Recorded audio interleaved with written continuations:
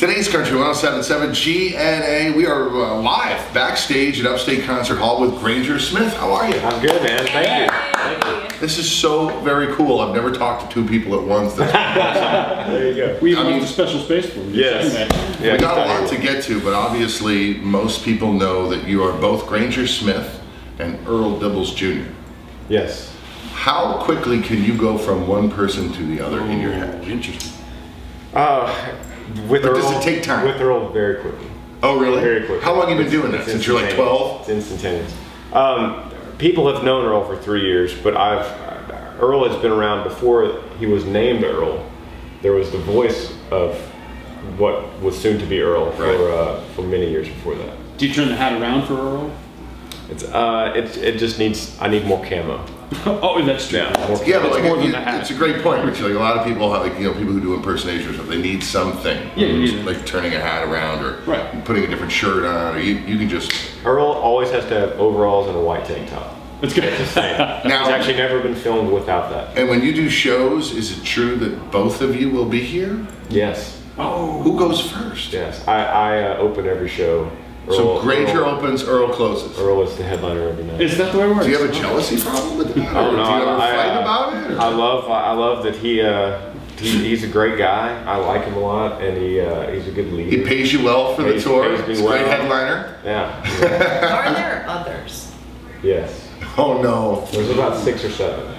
Ooh. Have you seen anybody about this? Therapy or? Well, so far, as long as it keeps my career rolling, I'm not going to worry about it. But when that career crashes, and then I'm going to have to talk to a psychiatrist. Well, we've done concerts, and people come up and go, Yee-Yee! You know, Yee-Yee! What are you talking about? You got to do it right, Richie. That's just the thing. Richie knows this because we were at Taste Country Music Festival, and this one guy was trying to teach him how to do it, and he's like, Yee! And Richie's like, Yee-Yee.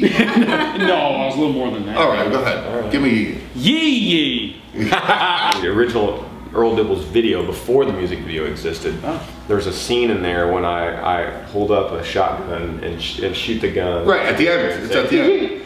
And that was kind of taken in by the fans is the catchphrase. For all rednecks everywhere. For rednecks everywhere. They can't. It was before we coined it as a phrase. They were coming to our shows holding up signs saying Yee-Yee, and so we ran with it, trademarked it, became part of the brand. Who gets more action? Yee-Yee. Girls ask me all the time. They say, "Are you married?" And I say, "Yes." And they say, "Is Earl?" And I said, "Don't. He's single." Ah, very nice. But yeah, so far, my wife does love the fact that occasionally Earl could Does she ever go, I need to be with Earl tonight? You know, like George Strait, you know? She has told me a few times, like, I think Earl needs to be here tonight. Seriously, are you interested in keeping both careers going? If they both got big, would you just stay as an alter ego, or would you? Yeah, it's a great question. I've been around my whole life. Earl has been around 3 years of my life. I've always felt like it's my career first, but I absolutely love playing Earl. I love being Earl. I love when Earl's part of the show. And as long as people get that excited about it, and as long as people are cheering for it, I'll do it. I can't wait to see that transition. Like, how do you gotta leave, right? For like how long does it take to? I could. This is what I always say when people ask me that. I could say, I could tell you, I could explain it to you, or you could just watch it. Oh man! I'll give you the option. Okay. Does the tattoo go all the way around?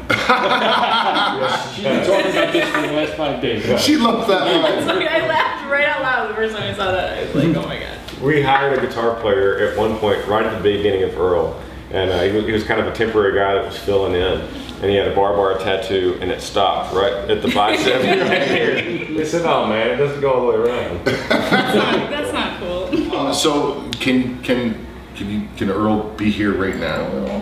I could tell you. Do I need to get some dip, or? I could tell you. Earl's not here yet. He's coming, but I could tell you exactly what he would say if you were to ask me a question. I could tell you. I can imitate him very well. Okay. All right. Let's see. For Earl, when you're upstate New York, you know, you're kind of out of your element and stuff. Like, have you seen the ladies up here? Do they look good? You're asking Earl.